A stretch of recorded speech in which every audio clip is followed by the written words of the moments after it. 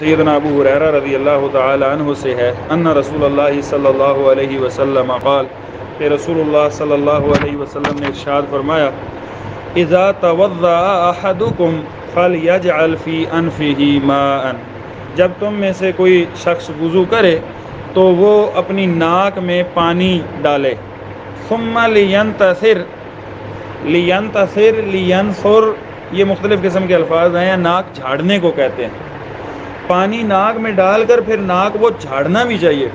دو چیزیں ہیں، استنشاق، یہ اگلی حدیث میں الفاظ آئیں گے، استنشاق اور استنثار۔ استنشاق کہتے ہیں ناک میں پانی چڑھانے کو، اور استنثار کہتے ہیں ناک کو جھاڑنے کو۔ تو یہ دونوں کام جو ہے وہ وضو کے اندر کرنے چاہیے کہ آپ ناک میں پانی چڑھائیں اوپر تک اور پھر اس ناک کو جھاڑیں تاکہ اچھی طرح صفائی حاصل ہو جائے۔ تو آپ نے فرمایا کہ جب تم میں سے کوئی وضو کرے تو پانی ناک میں داخل کرے، ڈالے اور پھر ناک کو جھاڑے۔ وَمَنِ اسْتَجْمَرَ فَلْيُوتِرْ، اور جو استنجا کرے پتھروں سے تو پھر وہ پتھر طاق عدد میں استعمال کرے، 3، 5، 7 طہارت کے حصول تک۔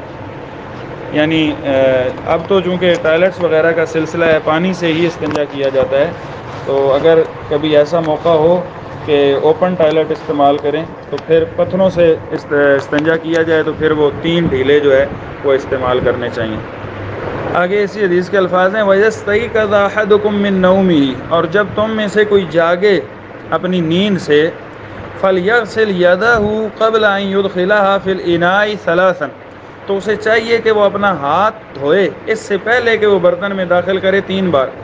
اب تو چونکہ ٹوٹیوں کا زمانہ ہے، ٹینکیاں موجود ہیں، یا برتن بھی جو ہے وہ مثلا لوٹا وغیرہ ہو تو آپ اس سے پانی انڈیل کر ہی ہم استعمال کرتے ہیں۔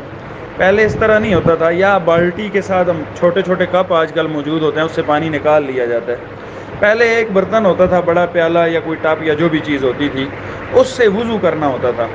تو آپ صلی اللہ علیہ وسلم نے ارشاد فرمایا کہ اب مثلا آپ نے وضو کے لیے اس سارے پانی میں ہاتھ ڈال دیا، تو چونکہ فَإِنَّ أَحَدَكُمْ لَا يَدْرِي أَيْنَ بَاتَتْ يَدُهُ، تم میں سے کسی کو یہ تو معلوم نہیں ہے کہ اس کے ہاتھ نے رات کہاں گزاری ہے۔ نیند کی حالت میں انسان کا اپنے اعضاء پر کنٹرول نہیں ہوتا، تو عین ممکن ہے اس کا ہاتھ شرمگاہ کو چھو گیا ہو، تو اس وجہ سے ہاتھ جو ہے اس کو پہلے آپ دھوئیں پانی انڈیل کر، وہ ٹپ ہے یا جو بھی چیز ہے آپ اس کو بغیر پانی انڈیلیں اور 3 دفعہ ہاتھوں کو دھو کر پھر ان ہاتھوں کو آپ پانی میں ڈال سکتے ہیں۔ باقی وضو آپ چلو پانی سے ڈائریکٹ بھر کر بھی جو ہے وہ وضو کر سکتے ہیں۔ تو ایسا کبھی موقع ہو کہ آپ کو کسی بالٹی وغیرہ ٹب وغیرہ سے وضو وغیرہ کرنا پڑے یا نیند کے بعد وہ پانی استعمال کرنا پڑے، تو پھر پہلے آپ پانی انڈیل کر باہر ہاتھ دھوئیں اور پھر ان ہاتھوں کو استعمال۔ اچھا، ہاتھ دھونے کے بعد برتن میں اگر آپ ڈال لیتے ہیں تو اس میں کوئی قباحت نہیں ہے، وہ پانی جو ہے وہ آپ استعمال کر سکتے ہیں، وہ وضو کے لیے بھی اور پینے کے لیے بھی، یعنی آپ کے ہاتھ پاک ہیں۔ ہاتھ ڈالنے کے لیے صرف نیند شرط ہے۔ ہاں جی، یعنی بندے کو پتہ ہے ویسے میرے ہاتھ اگر آپ کے کسی چیز اس طرح کی چیز کو نہیں چھوا، گندگی وغیرہ کو یا شرمگاہ وغیرہ کو، تو پھر وہ ڈال سکتے ہیں اس میں۔ وفی لفظ لمسلم، صحیح مسلم کی حدیث میں جو الفاظ ہیں وہ یہ ہے کہ فَلْيَسْتَنْشِقْ بِمِنْخَرَيْهِ مِنَ الْمَاءِ، وہ جو استنشاق آیا ہے نا کہ وہ پانی ناک میں چڑھائے اپنے نتنوں کے ذریعے سے، نتنوں کے ذریعے سے پانی جو ہے وہ ناک میں چڑھائے۔ وفی لفظ، اور دوسری ایک روایت کے اس طرح کے الفاظ ہیں من توضأ فلیستنشق، کہ جو کوئی وضو کرے تو وہ پھر ناک میں پانی چڑھائے۔ اس سے یہ پتہ چلا کہ ناک میں پانی چڑھانا جو ہے یہ ضروری ہے، اور پھر ناک کو جھاڑنا وہ پہلی حدیث کے اندر آ گیا۔ تو اس حدیث میں ہمیں کئی ساری باتیں جو ہے وہ معلوم ہوئی ہیں۔ ایک تو ناک میں پانی چڑھانا، اور استنجا کے لیے ڈھیلوں کا طاق عدد میں استعمال کرنا، اور نیند کے وقت سے بیدار ہو کر اگر آپ پانی استعمال کرتے ہیں تو پہلے پانی ڈال کر ہاتھ باہر دھوئیں اور پھر ان کو استعمال کریں۔ چلیں جی، حدیث نمبر 7 پڑھیں، یہ پیج نمبر 10 ہے۔ یہ حدیث بھی سیدنا ابو ہریرہ رضی اللہ تعالی عنہ سے مروی ہے کہ رسول اللہ صلی اللہ علیہ وسلم نے ارشاد فرمایا لا یبولن احدکم فی الماء الدائم، تم میں سے ہرگز کوئی پیشاب نہ کرے کھڑے ہوئے پانی میں، الذی لا یجری، کون سا پانی الدائم، جو بہتا نہیں ہے، کھڑا ہوا ہے، کوئی تالاب ہے، کوئی ایسی جگہ ہے تو اس پانی میں پیشاب نہ کرے ثم یغتسل منہ ہو کہ اس کے بعد اس نے غسل کرنا ہے تو پھر اسی پانی سے غسل کرنا ہے، تو اس پانی میں پیشاب کھڑے ہوئے پانی میں نہیں کرنا چاہیے۔ اسلام کا اگر آپ مزاج دیکھیں نا، تو اسلام کے اندر سب سے زیادہ اور بہترین اور جو صحیح نفاست ہے وہ اسلام نے اپنے اندر رکھی ہے۔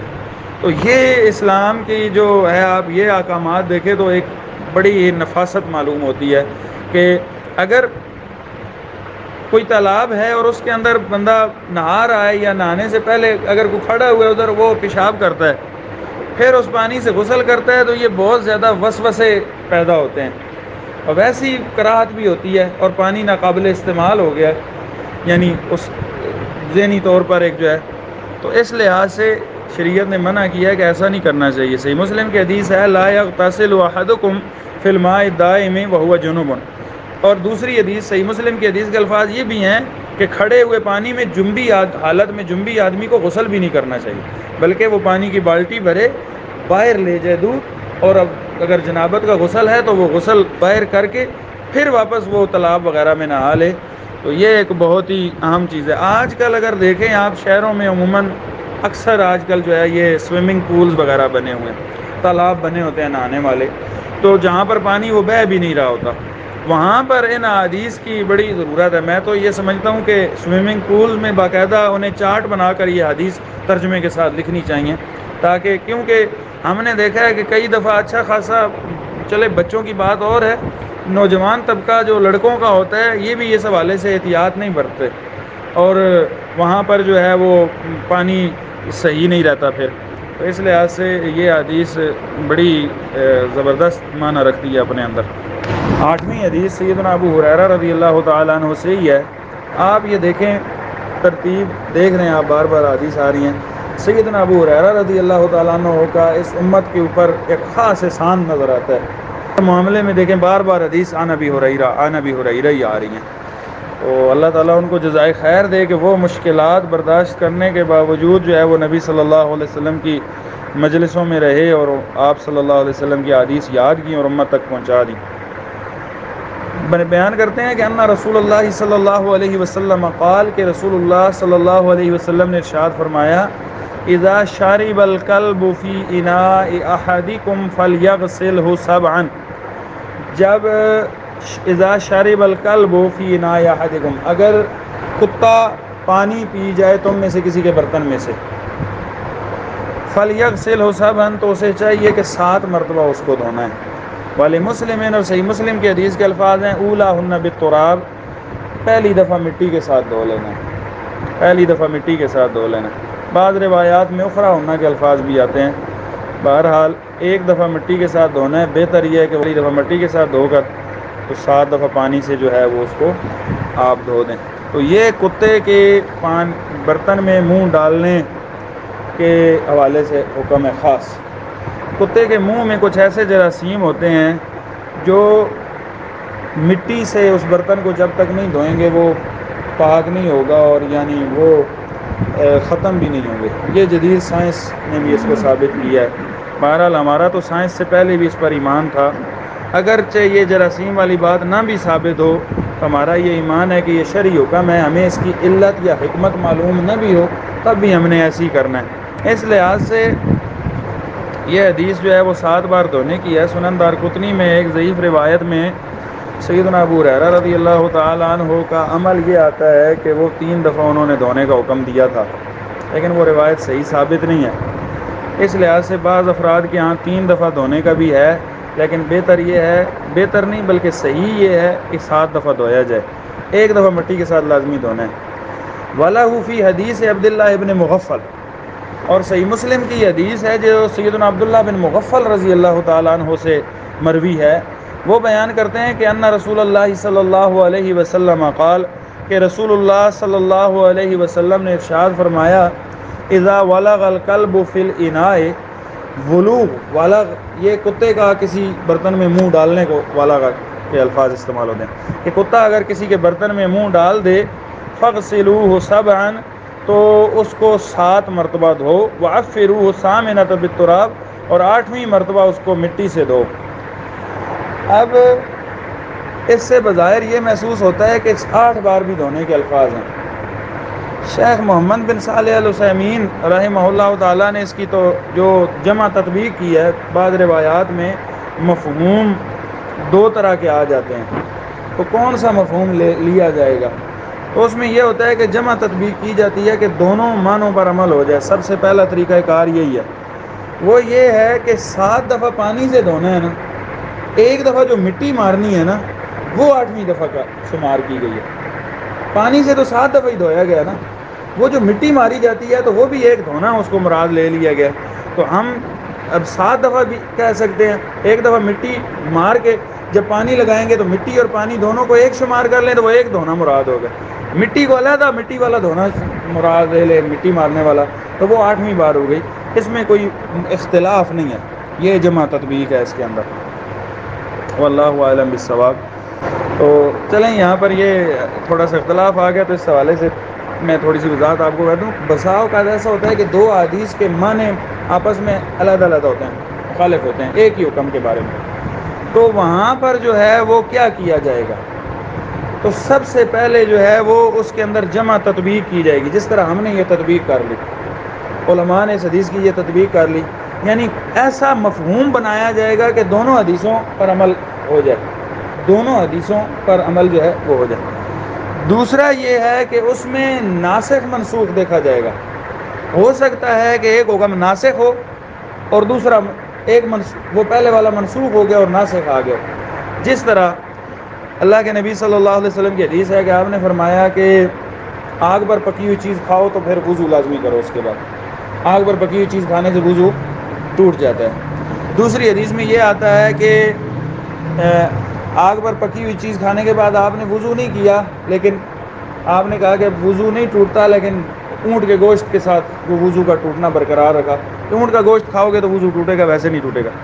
تو اب یہ اس کے اندر ہم دیکھتے ہیں کہ وہ پہلا حکم منسوخ ہو گیا نا، کہ ہر آگ پر پکی ہوئی چیز کھانے سے اب وضو نہیں ٹوٹتا۔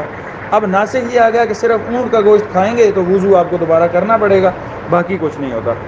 یا آپ نے جو ہے وہ پہلے منع فرمایا تھا قبرستان پر جانے سے، بعد میں اجازت دے دی کہ آپ جا سکتے ہو قبروں کو، قبرستان میں جا کر آخرت کی یاد تازہ کرنے کے لیے۔ تو یہ جو پہلا حکم تھا وہ منسوخ ہو گیا اور دوسرا ناسخ آ گیا۔ تیسرا یہ ہے کہ آپ اس میں راجح مرجوح دیکھیں گے، اس میں سے ایک جو ہے وہ راجح ہوگا کہ یہ راجح ہے، بہتر ہے، اس پر عمل کریں، اور ایک مرجوح ہوگا، اس کو چھوڑا جائے گا۔ اگر ان تینوں کے حوالے سے کوئی فیصلہ نہ ہو سکے، نہ پتہ چلے کہ جمع تطبیق بھی نہیں ہو رہی، نہ سے نہیں پتہ چل رہا، راجح مرجوح بھی پتہ نہیں چل رہا، تو پھر چوتھا حکم یہ ہے کہ آپ ان دونوں پر توقف کر لیں گے، خاموشی اختیار کر لیں گے، ٹھہر جائیں گے جب تک کہ ہمیں کسی اور روایت سے اس کا معنی معلوم نہیں ہو جاتا۔ ان دونوں کا حکم جو ہے وہ آپ اس کو چھوڑ دیں گے پھر، جب تک کہ کوئی وضاحت نہیں آ جاتی کسی تیسرے قرینہ صارفہ سے۔ تو بہرحال یہ حدیث آپس میں کوئی آ جائے ہوتا ہے۔ بعض اب آپ کہتے ہیں کہ حدیث جو ہے وہ 2 آپس میں مخالف آ جائیں تو جو ہے وہ دونوں کو ہی چھوڑ دیں گے، تو دونوں کو چھوڑنا اس طرح درست نہیں ہے، بلکہ یہ 4 طریقے محدثین نے بیان کیے ہیں، ان پر عمل کرنا چاہیے، چھوڑنا آخر میں۔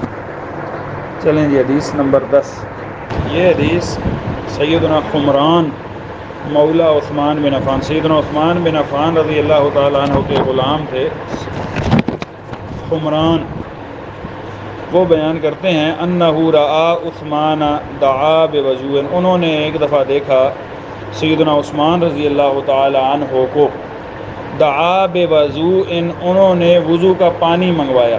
یہ 3 الفاظ ملتے جلتے ہیں، کا معنی علیحدہ علیحدہ، وضو، وضو اور وضو، واؤ کی حرکت علیحدہ علیحدہ، وضو، وضو اور وضو۔ وضو، یہ وضو جو ہم کرتے ہیں اس عمل کو وضو کہتے ہیں، یہ جو ہم وضو کرتے ہیں نماز کے لیے۔ وضو جو یہ لفظ حدیث میں استعمال ہوا ہے، دعا بوضوء، یہ وضو جو ہے یہ وضو کے پانی کو کہتے ہیں، وضو کے پانی کو وضو کہتے ہیں، اور وضو اس برتن کو کہتے ہیں جس میں وضو کا پانی موجود ہے۔ ٹھیک ہے جی، تو یہاں یہ بے وضو ان سے مراد یہ ہے کہ وضو کا پانی انہوں نے منگوایا۔ فَأَفْرَغَ عَلَى يَدَيْهِ مِنْ إِنَائِهِ، انہوں نے اس برتن سے اپنے ہاتھ پر پانی انڈیلا پہلے، فَغَسَلَهُمَا 3 مرات، پھر 3 دفعہ ان کو دھویا ہاتھوں کو. ثم ادخل یمینہ فی الوضوء، پھر اپنا دایاں ہاتھ اس وضو کے پانی میں داخل کیا. ثم تمزمز واستنشق واستنثر، پھر آپ نے وہ جو چلو بھرا اس سے کلی کی اور ناک میں پانی چڑھایا اور ناک کو جھاڑا. تمزمزہ یہ کلی کرنے کو کہتے ہیں، کلی جو منہ میں بنا کرتے ہیں. استنشاق یہ ناک میں پانی چڑھانے کو کہتے ہیں. استنثارا جو ہے یہ ناک کو جھاڑنے کو کہتے ہیں. اس حدیث سے یہ اگلی حدیث میں تھوڑا مزید واضح ہے. اس سے یہ پتہ چلتا ہے کہ آپ صلی اللہ علیہ وسلم کا عمومی جو معمول تھا وہ یہ تھا کہ آپ ایک ہی چلو بھرتے، آدھا پانی منہ میں داخل کرتے کلی کے لیے اور آدھا ناک میں چڑھا دیتے. یہ آپ صلی اللہ علیہ وسلم کا زیادہ معمول تھا. اور علیحدہ علیحدہ جو ہے یہ بھی آپ صلی اللہ علیہ وسلم سے ثابت ہے. امام ابن ابی خیثمہ رحمہ اللہ تعالیٰ کی کتاب ہے التاریخ الکبیر، اس میں صحیح سند سے ثابت ہے کہ آپ نے علیحدہ علیحدہ بھی پانی جو ہے وہ لیا، کلی کے لیے علیحدہ لیا، ناک میں پانی ڈالنے کے لیے علیحدہ لیا. لیکن آپ کا عمومی معمول یہ تھا. تو یہ اس طرح بھی وضو جو ہے وہ کرنا بھی چاہیے کیونکہ آپ صلی اللہ علیہ وسلم کی سنت ہے. اور دوسری طرح دونوں طرح جائز تو ہے، اس میں کوئی حرج نہیں ہے، دونوں طرح ہی آپ کر سکتے ہیں. لیکن یہ ہے کہ آپ اس طرح بھی جو ہے وہ کبھی کریں گے، آپ کو بڑا لطف محسوس ہوگا اگر آپ نہیں کرتے تو. ثم غسل وجهه ثلاثا، پھر آپ نے اپنا چہرہ 3 مرتبہ دھویا. وَيَدَيْهِ إِلَى الْمِرْفَقَيْنِ ثَلَاثًا، پھر کونی تک دونوں ہاتھ جو ہے یہ بھی 3 دفعہ دھوئے. ثم مسح برأسه، پھر آپ نے اپنے سر کا مسح کیا. ثم غسل كلتا رجليه ثلاثا، پھر دونوں پاؤں 3 مرتبہ دھوئے. ثم قال، پھر آپ صلی اللہ علیہ وسلم نے فرمایا، سیدنا عثمان رضی اللہ تعالیٰ نے فرمایا، رأیت النبی صلی اللہ علیہ وسلم یتوضأ، کہ میں نے نبی صلی اللہ علیہ وسلم کو دیکھا آپ وضو فرما رہے تھے، نحو وضوئی ھذا، بالکل اسی طرح جس طرح میں نے وضو کیا. وقال، اور آپ نے فرمایا نبی صلی اللہ علیہ وسلم نے یعنی وضو کرنے کے بعد، من توضأ نحو وضوئی ھذا، کہ جو میرے اس وضو کی طرح وضو کرے، ثم صلی رکعتین، پھر 2 رکعتیں جو ہے وہ تحیۃ الوضو ادا کرے، لا یحدث فیہما نفسہ، اپنے دل میں کسی اور خیال کو جگہ نہ دے وہ 2 رکعتیں پڑھتے ہوئے، بلکہ اللہ تعالیٰ کے لیے خشوع و خضوع اس کا حاضر ہو. غفر لہ ما تقدم من ذنبی، تو اللہ تعالیٰ اس کے پچھلے گناہوں کو معاف فرما دیتا ہے. تو اس سے وضو کا طریقہ پتہ چلا. اسی طرح جو ہے وہ سیدنا عثمان رضی اللہ تعالی عنہ اپنے وقت میں چونکہ مسلمانوں کے رہنما تھے، بڑے عالم دین بھی تھے، اس سے یہ معلوم ہوتا ہے کہ اگر کسی عالم کے پاس کوئی خیر کی بات ہے تو وہ اپنے ماتحت جو اس کے قریب ماتحت لوگ ہیں اس کو خود سے بھی بتانا چاہیے، اگرچہ کوئی سوال نہ بھی کرے تو بھائی مجھے یہ عمل پتہ ہے، یہ خیر کی بات ہے، تمہیں بھی معلوم ہونی چاہیے. تیسرا یہ بھی معلوم ہوا کہ اس طرح وضو کرنے کے بعد تحیۃ الوضو جو ہے وہ پڑھی جا سکتی ہیں. چوتھی یہ بات معلوم ہوئی کہ تحیۃ الوضو پڑھنے کا جو ثواب ہے وہ یہ ہے کہ اللہ تعالیٰ پچھلے گناہ معاف کر دیتے ہیں. یہ جو حدیث آتی ہیں نا غفر لہ ما تقدم من ذنبی، اس کے حوالے سے راجح موقف یہ ہے کہ صغیرہ گناہ جو ہے وہ اللہ تعالیٰ معاف فرما دیتے ہیں. کبیرہ گناہ جو ہے ان کے لیے توبہ کرنا ضروری ہے. کچھ علماء یہ کہتے ہیں کہ یہ تقسیم نہیں کرنی چاہیے، واللہ علم زیادہ علماء یہ کہتے ہیں کہ چونکہ کبیرہ گناہ جو ہے اس کے لیے توبہ شرط ہے نا، توبہ کرنی ضروری ہے، تو یہ تو توبہ کے بغیر معاف ہو جاتے ہیں نا. یہ چھوٹے موٹے گناہ ہیں جو مثلا ایک نماز بندے نے پڑھی اسے دوبارہ سے وہ وضو وغیرہ کرتا ہے، اللہ تعالیٰ اس کے گناہ معاف کر دیتا ہے. امام عمر بن یحییٰ المازنی رحمہ اللہ اپنے والد یحییٰ المازنی سے بیان کرتے ہیں، کہتے ہیں کہ شہد تو عمر بن ابی حسن، میں نے موجود تھا اس موقع پر جب عمر بن ابی حسن نے جو ہے وہ سأل عبداللہ بن زید، سیدنا عبداللہ بن زید رضی اللہ تعالیٰ عنہ، عبداللہ بن زید بن عبد ربہ ہی تھے، ان سے انہوں نے سوال کیا ان وضوء النبی صلی اللہ علیہ وسلم، نبی صلی اللہ علیہ وسلم کے وضو کی صفت کے بارے میں کہ آپ کا وضو آپ کیسے کرتے تھے. تو یہاں پر یہ بھی معلوم ہوا کہ اگر کوئی عالم دین ہے اور آپ اس سے سوال بھی کر سکتے ہیں کسی عمل کے بارے میں، پوچھنا چاہیے کہ یہ عمل ہمیں سکھا دیں کیسا ہوتا ہے. اچھا، عمر بن ابی حسن جو ہے وہ وضو تو کرتے تھے نا، پہلے بھی طریقہ معلوم تھا. یہ کبھی نا اس سے ایک عین الیقین، حق الیقین ہو جاتا ہے بندے کو کہ میرا وضو صحیح بھی ہے، کوئی غلطی نہ ہو تو وہ درست ہو جائے گی. تو انہوں نے پھر سیدنا عبداللہ بن زید نے جو ہے فدعا بطور من ماء، انہوں نے ایک پانی کا پیالہ منگوایا. طور ایسے برتن کو کہتے ہیں جس کا اوپر سے منہ کھلا ہو. ٹھیک ہے، یہ آگے امام صاحب نے غالباً اگلے صفحے پر طور کی جو ہے وہ تعریف بھی لکھی ہے. طور و شبہ تست تو کھلے، یہ جس طرح کے ٹرے وغیرہ ہوتی ہے نا، یا اس طرح کا برتن جو ہوتا ہے، تو اس طرح کا برتن طور بھی ہوتا ہے، یعنی اوپر سے منہ اس کا کھلا ہو، پیالہ ایسا. انہوں نے وہ پانی کا پیالہ منگوایا. فتوضأ لهم وضوء النبی صلی اللہ علیہ وسلم، پھر انہیں نبی صلی اللہ علیہ وسلم کے وضو کی طرح وضو کر کے دکھایا. کیسے کیا؟ فأکفأ علی یدیہ من الطور، اس پیالے سے پہلے دونوں ہاتھوں پر پانی اڈیلا، باہر دونوں ہاتھ دھوئے. اس سے یہ عمومی حالت میں بھی آپ کو باہر ہی دھو لینے چاہیے ہاتھ نا، کیونکہ انسان کو کئی دفعہ نہیں بھی معلوم ہوتا نا، نیند کے علاوہ بھی.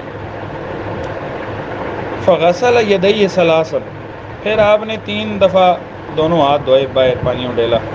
ثم ادخل یدہ فی الطور، پھر اپنا ہاتھ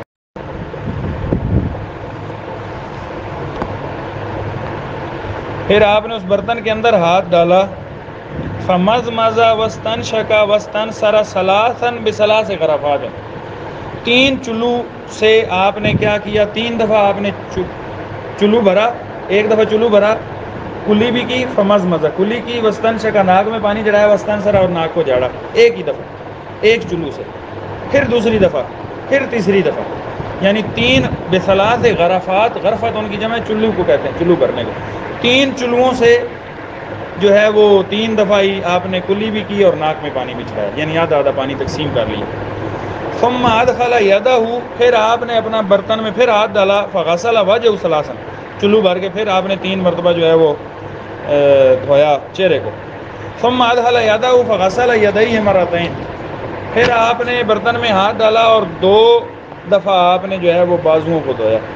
یہاں سے معلوم ہوا کہ اگر تعداد میں کسی عضو کی کمی بیشی بھی ہو جائے تو اس میں حرج نہیں. نبی صلی اللہ علیہ وسلم سے 3 دفعہ بھی وضو کرنا ثابت ہے، 3 دفعہ آزاد ہو گئے، 2 دفعہ بھی ثابت ہے، اور 1 دفعہ بھی ثابت ہے. آپ 1 دفعہ بھی آزاد ہوئیں وضو ہو جاتا ہے. 3 دفعہ والا بہترین وضو ہے. بعض لوگ جو ہے وہ یہ کہتے ہیں کہ 4 دفعہ والا جو ہے نا وہ یہ 4 دفعہ دھونا نبیوں کا وضو ہے، تو یہ درست نہیں ہے. نبی صلی اللہ علیہ وسلم نے 3 دفعہ وضو کے آزاد ہوئے، اور پھر آپ نے فرمایا کہ یہ وضو ٹھیک ہے، اب جو اس سے زیادہ کرے گا وہ زیادتی کرے گا. اس نے فضول خرچی کی اور زیادتی کی اور برا کام کیا. اصح کے الفاظ بھی ہیں، تو اس لحاظ سے 3 سے زیادہ نہیں دھونا چاہیے. اچھا، اس میں ایک اور بات بھی ہے، جیسا کہ بعض مکینک لوگ ہوتے ہیں یا بندہ کوئی کام میں لگا ہوا ہے تو ہاتھ کالے ایسے ہو گئے ہیں کہ آپ نے 3 دفعہ دھوئے، ہاتھوں کی سیاہی ختم نہیں ہوئی، تو اس صورت میں آپ 3 دفعہ سے زیادہ بھی، یعنی میل کچیل ختم کرنے کے لیے 3 دفعہ سے زیادہ دھویا جا سکتا ہے ضرورت کے تحت. لیکن آپ نے 3 دفعہ دھوئے، ہاتھ صاف ہیں، ایویں چوتھی پانچویں دفعہ دھونا شروع کر دے تو یہ درست نہیں ہے، پانی کا جو ہے وہ ضیاع ہے. ثم ادخل یدہ فمسح راسہ، پھر آپ نے اپنا ہاتھ جو ہے وہ پانی میں ڈالا اور سر کا مسح کیا، یعنی یہ ایک بار ہی کیا. فاقبل بہما وادبر مرۃ واحدہ، یہ کس طرح کیا؟ یہاں سے آپ پیچھے لے گئے اور پھر وہاں سے واپس ہاتھ لایا 1 دفعہ. ثم غسل رجلیہ، پھر آپ نے دونوں پاؤں بھی دھوئے. تو سر کا مسح 1 دفعہ ہے، اور صحیح مسح جو ہے وہ یہ ہے کہ یہاں سے آپ پیچھے تک لے کر جائیں، جہاں پہ بال ختم ہو رہے ہیں اور گردن شروع ہو رہی ہے، اس کو عربی میں قفا کہتے ہیں اور اردو میں گدی کہتے ہیں. پھر وہاں سے آپ واپس لائیں. پھر اگلا 12 نمبر صفحہ نکالیں. وفی روایت، ایک حدیث میں الفاظ یہ ہیں، ایک روایت میں بدأ بمقدم راسہ، کہ سر کے اگلے حصے سے مسح شروع کیا، حتی ذهب بہما الی قفاہ، یہاں تک کہ پھر وہ پیچھے گدی تک لے گئے. پیج نمبر 12، اگلا پیج. ثم ردہما، پھر ان دونوں ہاتھوں کو پیچھے گردن تک لے گئے تھے، وہاں سے واپس لایا، حتی رجع الی المکان الذی بدأ منہ، یہاں تک کہ پھر واپس ہاتھ ادھر لوٹ کر آ گیا جہاں سے آپ نے شروع کیا تھا، ابتدا کی تھی. وفی روایت، اور ایک روایت کے الفاظ ہیں، اتانا رسول اللہ، ہمارے پاس رسول اللہ صلی اللہ علیہ وسلم آئے، فأخرجنا له ماء فی طور من صفر، ہم نے پانی جو ان کو دیا نا جس برتن میں، وہ پیالہ تھا اس کا صفر، پیتل کو کہتے ہیں، پیتل کا پیالہ تھا صحابہ نے جو رسول اللہ کو دیا تھا، جس سے آپ نے وضو کیا۔ الطور ٹرے نما جو ہے وہ برتن ہوتا ہے۔ آج کل کی ٹریں تو ہماری جو ہے وہ بالکل فلیٹ ہوتی ہے نا، مطلب ایسی جس کے اندر پانی ٹھہر جائے، چیز ٹھہر جائے، پہلے وہ اس طرح ہوتی تھی دیواروں والی۔ چلیں جی، حدیث نمبر 12 سیدہ عائشہ رضی اللہ تعالیٰ عنہ سے یہ حدیث مروی ہے، فرماتی ہیں کان النبی صلی اللہ علیہ وسلم، کہ نبی صلی اللہ علیہ وسلم یوجبہ التیمن فی تنعلہ وترجلہ وطہورہ، اللہ کے نبی صلی اللہ علیہ وسلم کو دائیں طرف پسند تھی جوتے پہننے میں، کنگھی کرنے میں اور طہارت وضو وغیرہ کرنے میں، وفی شأنہ کلی، بلکہ ہر ہی کام میں آپ دائیں طرف سے ابتدا کرتے تھے۔ تو جو کام جس میں بائیں طرف کی وضاحت آ گئی ہے کہ اس کرنا ہے، جس طرح آپ واش روم سے باہر نکلتے ہیں تو دوسرا واش روم کے اندر جاتے ہیں یا مسجد سے باہر نکلتے ہیں تو آپ جو ہے وہ بایاں پہلے باہر رکھتے ہیں نا، تو وہ علیحدہ ہے۔ باقی جو ہے وہ آپ نبی صلی اللہ علیہ وسلم کو دائیں طرف پسند تھی، آپ جوتا پہنتے تھے پہلے دایاں پہنتے پھر بایاں پہنتے، کنگھی کرتے تھے تو کنگھی بھی سر کے پہلے دائیں طرف والے بالوں میں کرتے اور پھر بائیں طرف والے میں کرتے، اسی طرح طہارت وغیرہ کے سارے مسائل میں۔ تو یہ بہت ہی زبردست حدیث ہے جس میں ایک قاعدہ معلوم ہوا ہے کہ آپ دائیں طرف کو جو ہے وہ ترجیح دیں گے۔ دائیں طرف اللہ تعالیٰ کی بھی پسندیدہ ہے نا، یعنی آپ دیکھیں کہ اللہ تعالیٰ کے بارے میں جو صفات ہے نا، نبی صلی اللہ علیہ وسلم نے فرمایا کہ اللہ تعالیٰ کے دو ہاتھ ہیں اور دونوں دائیں ہیں، بایاں کوئی بھی نہیں ہے۔ اس سے یہ معلوم ہوا کہ اللہ تعالیٰ نے اپنے دونوں ہاتھ دائیں رکھے ہیں، بایاں اس میں نہیں رکھا۔ انسانوں میں اور باقی مخلوقات میں دائیں بائیں دونوں رکھے ہیں۔ اس سے یعنی دائیں طرف کو جو ہے وہ آپ ترجیح دیں، کھانا دائیں ہاتھ سے کھانا، اور بھی بہت سارے کام ہیں۔ چلیں جی 13 بہت ہی پیاری حدیث ہے۔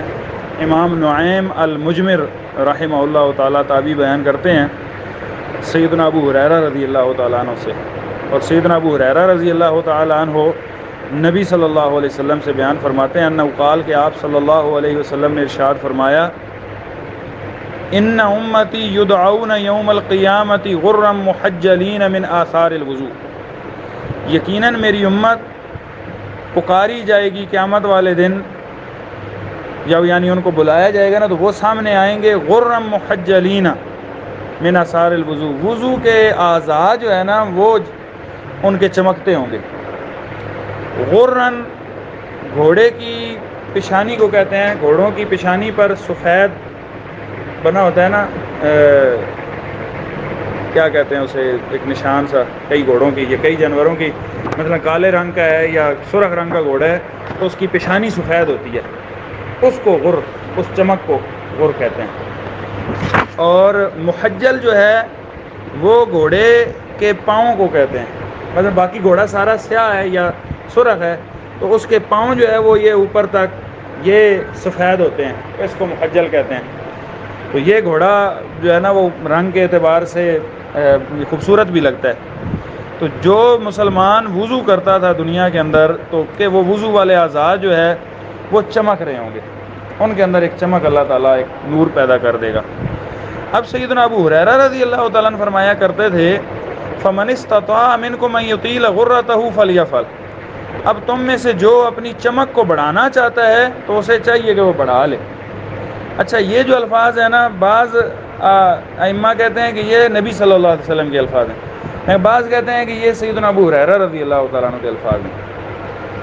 وہ انہوں نے پہلے حدیث بیان کی تو آگے پھر فرمایا کہ چونکہ بڑھانے سے مراد کیا ہے کہ آپ 3 دفعہ آزاد دھوئیں گے، اچھی طرح دھوئیں گے، صحیح صفائی کا خیال رکھتے ہوئے، تو وہ سمجھے کہ آپ کی چمک بڑھ رہی ہے۔ اب اگر ان حدیث کے الفاظ کو اگر مرفوع مانا جائے کہ یہ نبی صلی اللہ علیہ وسلم کے الفاظ ہیں تو ان سے سیدنا ابو ہریرہ رضی اللہ تعالیٰ نے ایک معنی لیا تھا، انہوں نے ایک اپنا معنی لیا، وہ آتا ہے صحیح مسلم کی حدیث میں کہ رأیت ابا ہریرہ یتوضأ، امام نعیم المجمر کہتے ہیں کہ میں نے سیدنا ابو ہریرہ رضی اللہ تعالیٰ کو وضو کرتے دیکھا، فغسل وجہہ ویدیہ، آپ نے اپنا چہرہ اور ہاتھ دھوئے، حتیٰ قاد یبلغ المنکبین، آپ نے جب بازو دھوئے نا تو دھوتے دھوتے تقریباً کندھوں کے قریب لے گئے، دھوتے دھوتے کندھوں کے قریب لے گئے. ثم غسل رجلیہ حتیٰ رفع الی الساقین، اور پاؤں دھوئے، اب پاؤں ٹخنوں تک دھونے ہیں تو وہ دھوتے دھوتے تقریباً پنڈلیوں تک لے آئے. ثم قال، اور انہوں نے پھر کہا کہ سمعت رسول اللہ صلی اللہ علیہ وسلم، میں نے رسول اللہ صلی اللہ علیہ وسلم کو یہ فرماتے ہوئے سنا. آپ فرما رہے تھے ان امتی یدعون یوم القیامت غرا محجلین من اثر الوضو، کہ وضو کے آثار جو ہے وہ چمکتے ہوں گے میری امت کو جب بلایا جائے گا ان کے. تو اس وجہ سے سیدنا ابو ہریرہ فرماتے تھے کہ فمن استطاع منکم ان یطیل غرته فلیفعل، جو اپنی چمک بڑھانا چاہے تو وہ زیادہ بڑھائے. تو سیدنا ابو ہریرہ زیادہ آگے تک لے آتے تھے تاکہ میرے اعضاء زیادہ چمکیں، زیادہ حصہ چمکے. واللہ عالم بالصواب. اس میں ائمہ نے جو ہے وہ محدثین نے یہی معنی جو ہے نا وہ غرت کی طوالت کا جو معنی صحیح لیا ہے وہ یہی ہے کہ آپ اچھی طرح دھوئیں، جتنا مشروع ہے سنت ہے اسی تک دھوئیں. سیدنا ابو ہریرہ رضی اللہ تعالیٰ نے یہ معنی مراد لیا، لیکن دیگر صحابہ نے یہ معنی مراد نہیں لیا اور وہ اسی تک کفایت کرتے تھے، اور ہمیں بھی وہاں تک ہی رکنا چاہیے جہاں تک رسول اللہ صلی اللہ علیہ وسلم جو ہے وہ رکتے تھے. ان کا ایک اجتہادی موقف تھا. واللہ عالم بالصواب. اس کو مبنی بر خطا ہی کہا جاتا ہے. اور صحیح مسلم کے الفاظ ہیں کہ اس میں سیدنا ابو ہریرہ نے فرمایا سمعت خلیلی، کہ میں نے اپنے خلیل کو یہ فرماتے ہوئے سنا. آپ فرما رہے تھے تبلغ الحلیۃ من المؤمن حیث یبلغ الوضو، کہ مومن کا زیور جو ہے نا وہ قیامت والے دن ادھر تک پہنچے گا جدھر تک وضو کا پانی پہنچتا ہے. یعنی آپ کا یہاں تک بازو دھوئے تو قیامت والے دن اللہ تعالیٰ جو ہے یہ جنت میں اس مومن کو وضو کے آزاد ہونے کے لیے اسپیشل جو ہے وہ زیور پہنائے گا خوبصورتی کے لیے.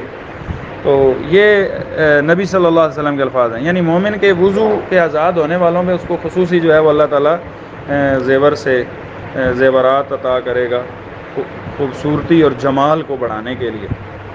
یہ ہمارا باب جو ہے وہ وضو کے حوالے سے کچھ مسائل تھے مطلقاً اس کے فضائل پر. اگلا جو ہے وہ استنجا وغیرہ کے بیان پر ہے انشاءاللہ. یہ پھر اگلے اتوار کو رکھیں گے. اللہ تعالیٰ سے دعا ہے اللہ تعالیٰ ہمیں ان مسائل کو سمجھنے کی اور صحیح معنوں میں عمل پیرا ہونے کی توفیق عطا فرمائے.